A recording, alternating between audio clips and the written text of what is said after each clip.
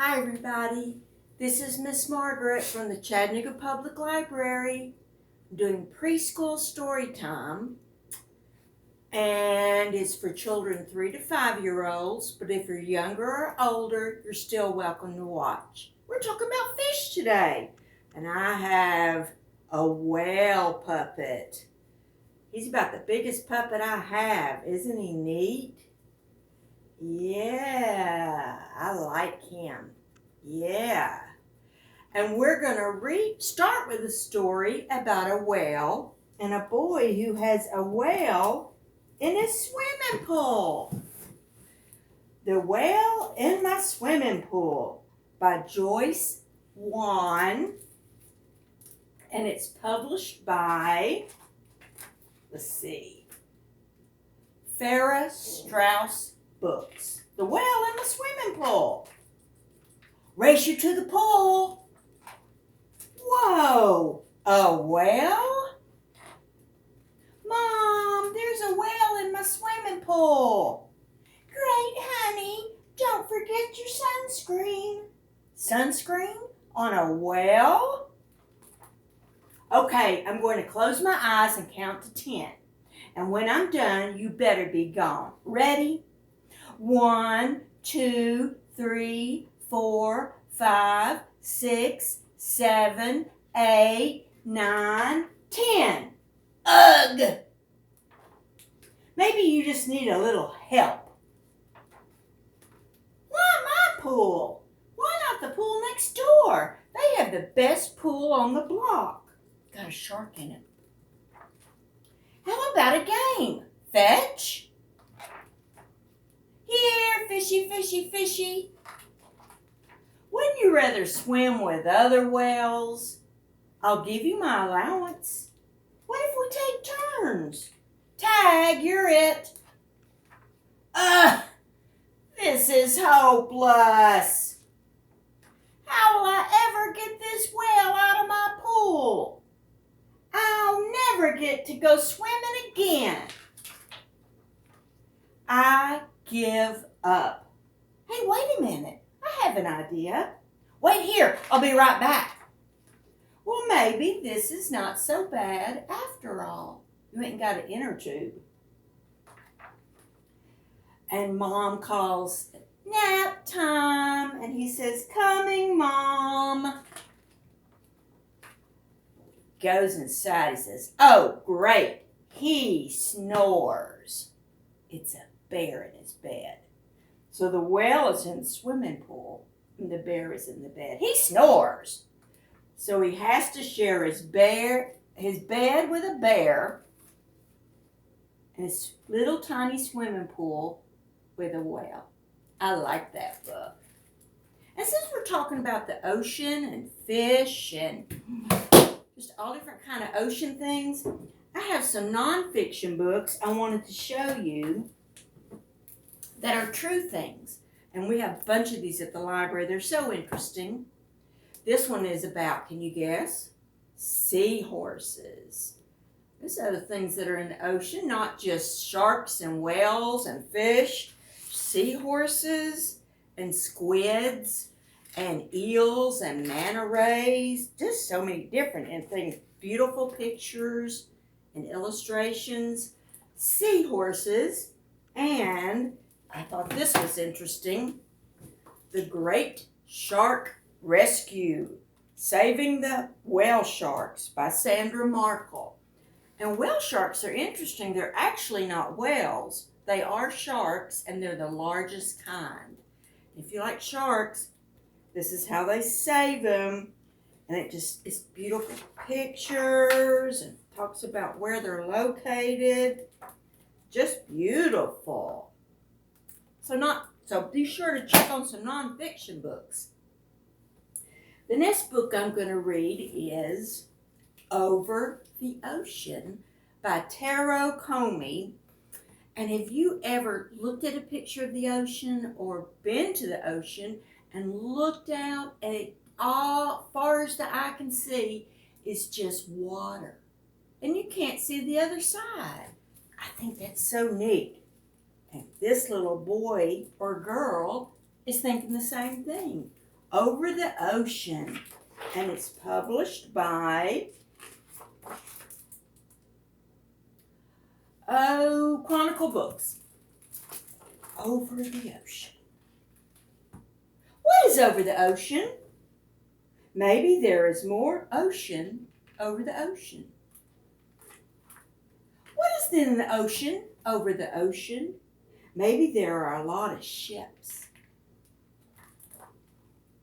And are there farms over the ocean? Maybe there are big farms. Maybe there are cities over the ocean, full of tall buildings and small houses. Maybe there are kids living there. Are they all friends? I bet there are probably some bullies. Are there fairs over the ocean? Are there fun rides? What kinds of animals are over the ocean? Are there some I've never seen?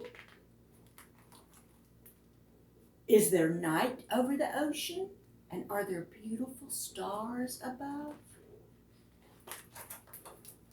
Is there a country made of ice? And a cold, freezing country? Is there a beach over the ocean like mine? Is someone walking along it? Is someone standing looking over the ocean just like I am doing now? I wish I could go and see. And he's thinking maybe he could get in a hot air balloon and go see the other end of the ocean. Like that book. Okay. I want to remind you, you've got a couple more weeks in the Make, Play, Read, Learn Chattanooga Public Library summer reading. You get badges. You still have time to sign up. You can also get on there and dial our store, read a story, and I am number one. You can listen to me tell a different story every week. I hope you do it. This is a funny book. There Might Be Lobsters by Carolyn Cremmy, and it was one of our summer reading picks. So it's pretty new. There might be lobsters on the beach. And it's put out by Candlewood Press. Looks like they're going to the beach, doesn't it? Come on, Suki, you can do it, said Eleanor. She stood at the bottom of the stairs to the beach and waved to Suki, the dog. But Suki was just a small dog, and the stairs were big and sandy, and she hadn't had lunch yet, and her foot hurt a little, and she might get a shell stuck up her nose, and she might tumble down on her head, and then she'd need stitches, and besides, there might be lobsters. So Suki sat at the top of the stairs with Chunka-Munka by her side. Oh, all right, said Eleanor. She picked them back up with a tisk and a huff and carried them down the stairs. Come on, Suki, you can do it, said Eleanor. She tossed a beach ball Suki's way. Suki's running from it. But Suki was just a small dog, and the beach ball was big and beachy. And it might hit her nose, and then it would pop, and then it would be too loud. Or it might knock her down, and she might never get up again. And she might have to live on the beach forever and eat seaweed to survive. And besides, beach balls attract lobsters. So Suki sat far away from the beach ball with Chunka-Munka by her side. Oh, Suki, Eleanor swooped that pup up with a tisk and a huff and cradled her in her arms. Come on, Suki, you can do it. Eleanor stood at the water's edge and splashed a little splash at Suki. But Suki was just a small dog, and those waves were big, and they were whooshy, and they were salty, and they were too wet. And they might toss her out of to the middle of the sea, And she might float all the way to Tasmania or even Florida. And she might be swallowed by a whale. And she wasn't wearing a bathing suit. And besides, there might be lobsters. So Suki sat at the edge of the water with Chunkamunka by her side. "Oh, Suki," said Eleanor. She shook her head and dove into the waves. Suki sat and watched beach balls bouncing by, and big boys running, and umbrellas flapping, and the lifeguard blowing his whistle, and waves splish-splashing with Chunkamunka floating out to sea. Suki barked for Chunkamunka to come back. Suki started to paddle. She paddled past the big beachy ball and through a huge salty wave and over something that might have been a lobster until she had Chunkamunka. He was safe. Suki had saved him. She felt braver than the bravest dog because even though she was very small, Chunkamunka was smaller. "Oh, Susie, I knew you could do it," said Eleanor. She picked them both up with a yay and a hooray and swung them very gently through the air. Suki sat in the sandy sand with the wavy waves and watched for lobsters with Chunkamunka by her side. And they didn't see one all day. They didn't. There's kind of like a lobster or a crab on her beach bag, but I didn't see any lobsters, did you? There might be lobsters. Check this out at the library. Last one, my favorite. Barry the Fish with Fingers by Sue Hendra. Look at him. It's a different kind of book, isn't it? Look at all the different kind of fish. Let's see who put this out. Alfred Knopf. Barry. Let's see about Barry. You want to?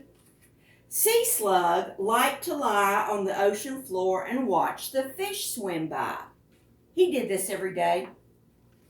He saw fat ones, thin ones, some as big as cars, some as small as buttons, toothy ones, big-nosed ones, googly-eyed ones, spotty ones, and stripy ones.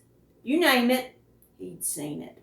In fact, he thought he had seen it all until he caught sight of Barry, that is. "How do you do?" said Barry, proudly waving his fish fingers. "Wow, a fish with fingers," exclaimed Sea Slug. "These new fingers are the answer to every fish's problem," said Barry. "What's your problem?" Barry asked a moody-looking fish. There was a long silence. "I'm bored," said the fish. "We're all bored," said the others. "Well, prepare to be unbored," said Barry. "Fingers mean finger puppets." "With fingers I can knit a scarf, count to 10, type a letter, make a paper chain, finger paint, play the piano, and have a big morning stretch." Fingers really are a must for tickling. The fish could see why Barry loved his fingers. They could do so many things. "I'm gonna tickle you." Suddenly the sea went dark and the water shook. It was at that moment that one of Barry's fingers did something truly amazing. It pointed. "Look out!" Thanks to Barry's fast-acting finger, not a single fish got squished by the massive, heavy box that fell into the sea. Everyone cheered for Barry. They had signs that says, "Fingers are fun. Barry's finger saved my life." Fish need fingers. Hey, Barry, where can we get some of those fingers?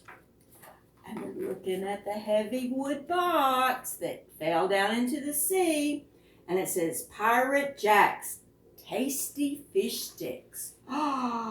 Ooh, Barry's thinking, now I really have seen it all, said Sea Slug. Everybody has fish fingers. And there they go. And they can point, and they can tickle each other, and they can play with finger puppets. Yeah, that's a silly book, isn't it? Well, I hope you read a book about a fish or anything that's in the ocean. And I hope you have a great week. And my Will and I say, bye-bye. Bye-bye.